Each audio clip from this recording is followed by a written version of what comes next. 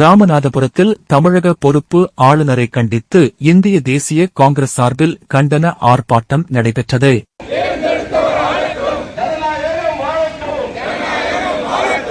நடந்து முடிந்த சட்டமன்ற தேர்தலில் தனிப்பெரும் கட்சியாக உருவெடுத்த தமிழக வெற்றிக் கழகம் கட்சிக்கு காங்கிரஸ் ஆதரவு தெரிவித்த பின்னரும் ஆட்சி அமைக்க அழைக்காமல் தமிழக பொறுப்பு ஆளுநர் செயல்படுவதாக குற்றம் சாட்டி தமிழகம் முழுவதும் காங்கிரஸ் கட்சி சார்பில் கண்டன ஆர்ப்பாட்டங்கள் நடைபெற்று வருகின்றன.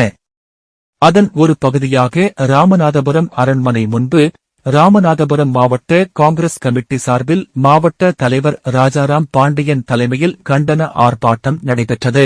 இந்த ஆர்ப்பாட்டத்தில் காங்கிரஸ் மூத்த நிர்வாகிகள் ஜோதி பாலன், சோபா ரங்கநாதன், குமார், நகர் தலைவர் கோபி உள்ளிட்டோர் கலந்து கொண்டனர். மேலும் மாநில, மாவட்ட, வட்டார, நகர மற்றும் பேரூர் நிர்வாகிகள், சார்பு அணிகளின் தலைவர்கள் மற்றும் தொண்டர்கள் ஏராளமானோர் பங்கேற்றனர்.